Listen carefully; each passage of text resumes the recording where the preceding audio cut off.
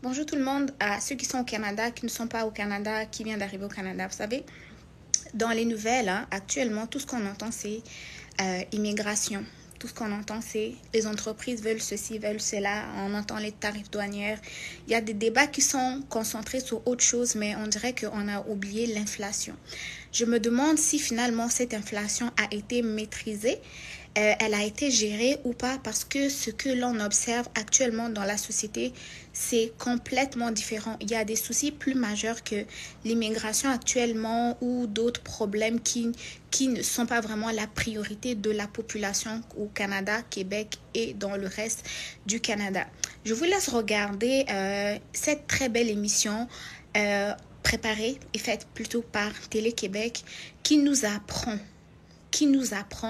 énormément. Regardez et ensuite on se retrouve tout juste après. Ça en vaut vraiment la peine.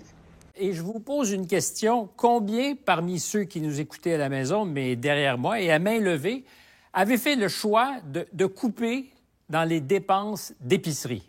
Et je me retourne vers vous. Combien? Wow.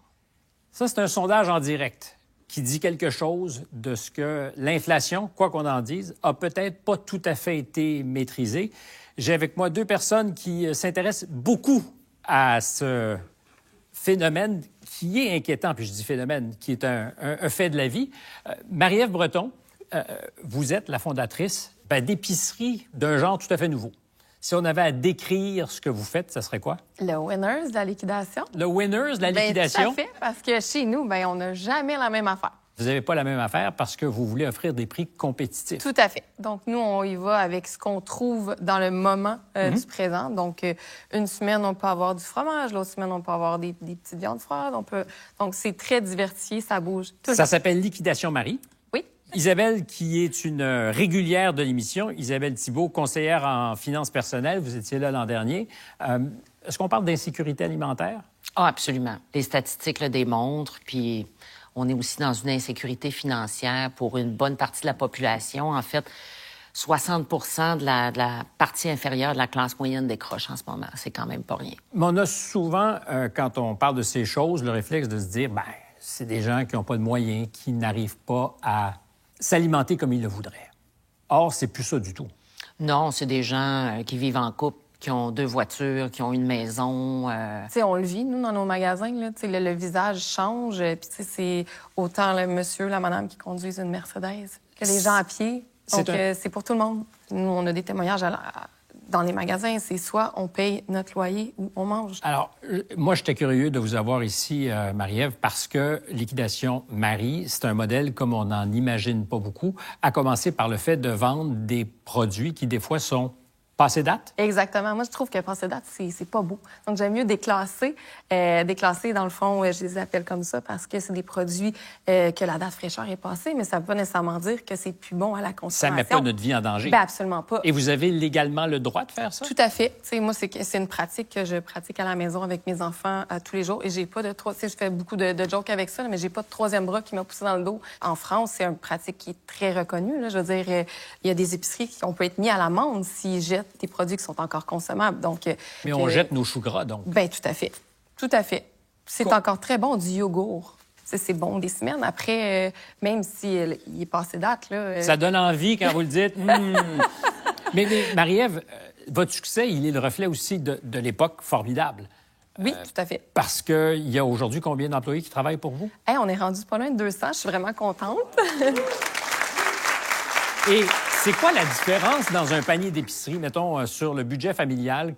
Combien on va économiser en allant chez vous? En moyenne, je dirais 50 60 puis des fois, ça peut aller à 80 Mais ça marche pas, Isabelle, parce que moi, quand je lis sur cette industrie de l'alimentation, les épiceries, ils nous disent les marges sont super minces. Bien, les marges sont minces compte tenu de l'expérience client qu'on offre. J'imagine que moi, je suis jamais allée dans une de vos épiceries. Isabelle. Oui, je m'excuse. C'est parce qu'il faudrait que je roule pour aller là, puis je roule pas de temps. Donc, non, mais c'est ça, on n'a pas la même expérience client, on n'a pas la même variété de produits, on n'aura pas de comptoir où on va servir la boucherie, non, la boulangerie. Souvent, les produits sont proposés dans les boîtes de transport, sur des palettes. L'étiquetage va être différent aussi.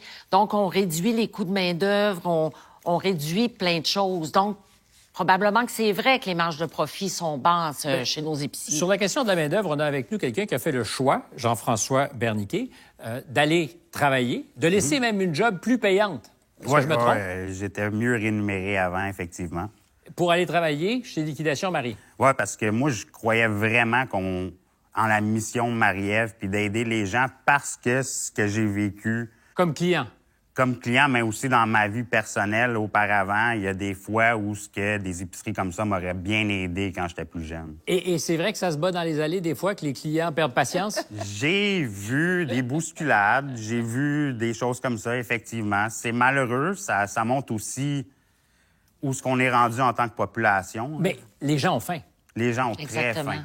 Puis les gens sont contents d'économiser. J'ai des gens qui sortent avec 2 gros sacs d'épicerie remplis de fruits et légumes. Ça leur coûte une dizaine de dollars. Là. Et donc, il est possible de faire la différence. C'est un travail d'éducation que de savoir aller acheter son panier d'épicerie, mais en faisant peut-être des compromis. Bien, c'est un exercice d'éducation, mais c'est aussi un exercice qui relève de la force des choses. Les gens se disent pas juste je vais aller économiser. Les gens se disent enfin je vais remplir mon frigo correctement à un prix qui a de l'allure parce que le coût de l'immobilier a explosé. De 2019 à 2025, l'immobilier a augmenté de 67 %. Fait qu'un loyer qui coûtait 1 000 coûte 1 670. Ça paraît. Donc, les gens n'ont plus de marge de manœuvre. C'est ça, on en parlait tantôt. Le paiement hypothécaire ne change pas, le paiement de la voiture ne change pas. Où est-ce qu'on peut économiser? C'est où, en premier lieu? C'est L'épicerie à court terme. Et vous êtes le reflet de ça. La majorité, je pense, d'entre vous avait signifié que vous faisiez des économies, que vous choisissiez différemment de consommer. Ça dit quelque chose de là où on en est. Je vais aller retrouver justement une cliente, Mélanie Boudreau. Bonsoir, Mélanie. Allô? Merci d'être là. Ça fait plaisir. Ce qu'on vient de dire, ça ressemble à ce que vous avez connu dans la famille? Oui, beaucoup, beaucoup. On a eu de la misère pendant beaucoup d'années. On a eu accès à la moisson dans les centres alimentaires, puis on ne fait pas nécessairement partie des plus démunis, comme vous allez dire, mais avec les dettes qu'on peut accumuler dans toutes les hauts et les bas de la vie. Mais est-ce que tu pensais un jour, Mélanie, compter à ce point tes sous pour acheter l'épicerie? Oh que non. Puis avec 3 jeunes enfants, là, c'est la partie qui fait le plus mal au cœur de maman. C'est la partie qui est le plus difficile de dire qu'on n'aura pas nécessairement un repas complet ou, malgré le fait qu'on a quand même des bons emplois assez réguliers, être capable de dire on est obligé de priver, obligé de couper là-dedans, ça fait mal. Est-ce que les enfants comprennent? Oui et non. Je te dirais c'est assez difficile parce qu'on a souvent des enfants qui viennent piger en cachette pour essayer de combler le petit moment où, malheureusement, on n'a peut-être pas 2 collations par jour. Quand on dit piger en cachette, c'est donc dire qu'il y a une gestion avec tout le monde dans la famille pour dire qu'il y a des moments où il faut arrêter de manger. C'est ça. C'est assez difficile. Est-ce qu'il vous est arrivé d'avoir peur de ne pas être capable de nourrir la famille? OK, oui, souvent. Est-ce que ça t'a gêné? Est-ce que ça a gêné ton chum, Marie? Je sais pas. Non, c'est pas nécessairement. Je te dirais qu'au moment où on a demandé de l'aide, ça a été un soulagement de comprendre qu'on était accepté. Et d'avoir une épicerie alternative. Ouais, ça l'aide beaucoup. Parce que malheureusement, présentement, on aurait besoin encore de l'aide alimentaire, mais on essaie de s'en sortir, on essaie d'avoir des emplois où on est capable d'aller chercher un petit peu plus, mais malheureusement, ça fait qu'on n'est pas dans les heures disponibles pour la moisson. Et donc, vous allez à l'épicerie, oui, à Liquidation Marie.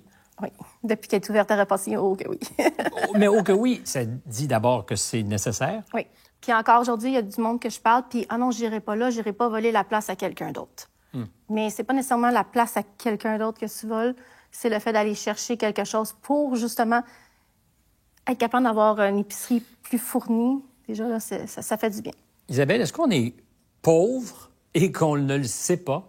Quand on a de la difficulté à manger et qu'on travaille, c'est pas normal. Non, c'est pas normal. Mais on le voit, hein, on est vraiment dans une période où l'économie est en changement structurel.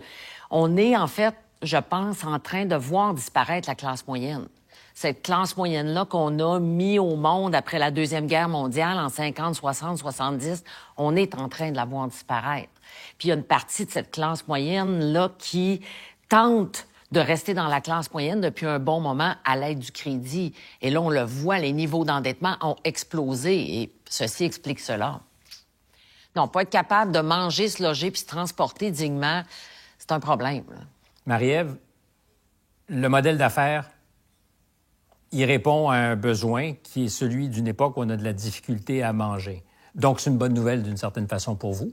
Oui, c'est une bonne nouvelle, mais c'est sûr que c'est d'un autre côté, c'est triste. T'sais, on nous demande d'ouvrir à peu près dans toutes les villes du Québec. T'sais, physiquement, je suis pas capable d'ouvrir partout, mais il y a un besoin dans toutes les villes. Bien, je retiens de cette conversation avec vous quatre qu'on n'a pas fini de manger du passé date. Après avoir regardé ce beau débat, cette belle émission faite, moi, ce que j'ai à dire tout simplement, c'est que manger, ce n'est pas un privilège. Manger, c'est un droit le plus légitime qu'il soit. En fait, les gens ne devraient pas vraiment se soucier d'avoir de quoi manger. Et si on en arrive à ce point-là, c'est que vraiment les choses deviennent très critiques et il va falloir travailler de ce côté-là. C'est pas normal que les gens pensent à ce qu'ils vont manger, manger des choses qui vont bientôt périmer parce qu'ils n'y arrivent plus là. Je pense que ça, c'est le besoin vraiment le plus élémentaire. Se nourrir comme tout le reste des besoins élémentaires. Mais qu'est-ce que vous pensez de cela, vous? Comment est-ce que vous voyez cette situation? Les choses ne semblent pas s'améliorer depuis le début de l'année jusqu'à maintenant. Et on nous dit que ça va bien, tout va se régler, mais il n'y a rien qui change au point où les gens sont en train de faire des sacrifices sur la nourriture. C'est pas possible. C'est pas possible. Je sais pas quoi penser, mais moi je pense que c'est pas normal. Parce que manger, c'est vraiment, c'est un droit et pas un privilège. Manger, c'est vraiment la base. On peut manquer d'endroits où dormir, on peut manquer d'argent pour aller à l'école, pour s'habiller ou rouler dans une voiture, mais manger, franchement, c'est si on en arrive à ce point-là, c'est que ça va vraiment mal. Ça va très, très, très mal.